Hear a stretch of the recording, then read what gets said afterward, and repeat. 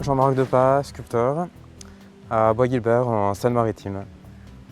Alors je suis en train de tailler un hêtre pourpre.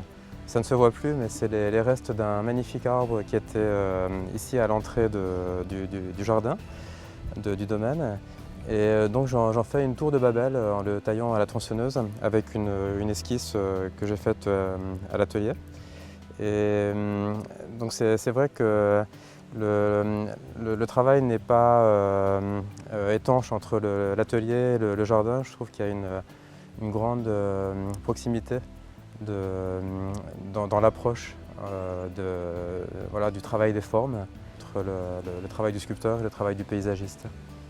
J'avais vraiment l'envie de marier la nature et la sculpture.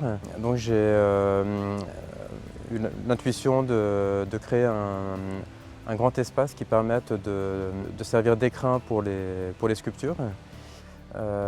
Et donc j'ai vraiment dessiné le jardin sur papier avant de le planter, en pensant vraiment que ce serait un jardin qui accueillerait des œuvres.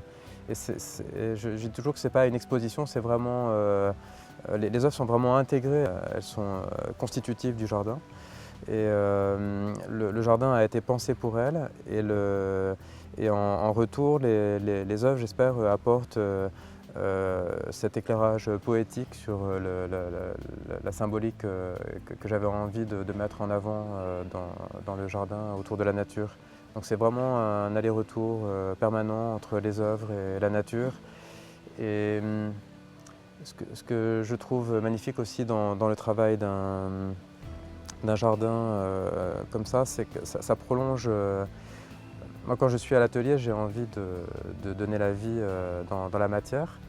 Et donc je m'arrête de travailler quand j'ai l'impression que ça y est, il y a quelque chose de vivant qui vient habiter la terre que je travaille.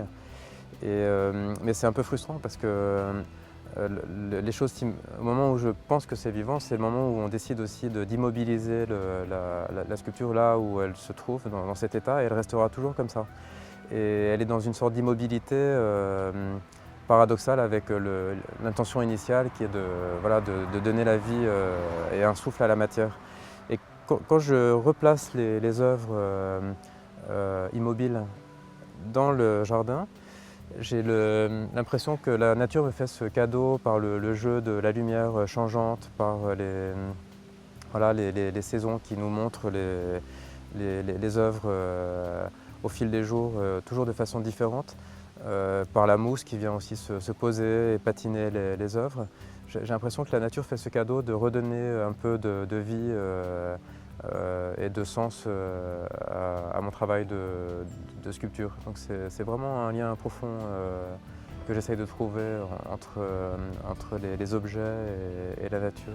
Et en même temps de valoriser, de mettre en lumière cette passion pour la nature avec toutes les thématiques de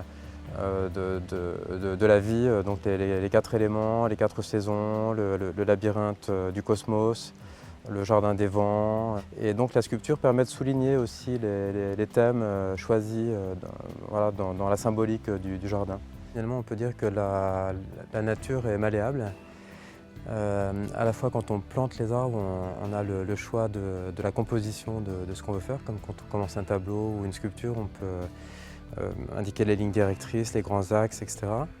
Et puis après, on peut revenir et touche par touche mettre en forme le jardin, vraiment comme une sculpture, de remettre en place des lignes, créer des alcôves pour les sculptures. Et toutes ces haies, les plantations d'hydrangea aussi, en fait, encadrent, viennent souligner, créent des écrins pour les sculptures.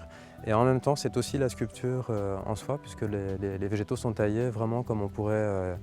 Tout à l'heure, je taillais du bois qui vient du parc et je passe aussi pas mal de temps avec les jardiniers à tailler les houes, les ifs, les buis. Et c'est vraiment un travail très très proche de la sculpture. Et là, avec finalement des moyens assez minimalistes, on arrive à créer une vraie architecture.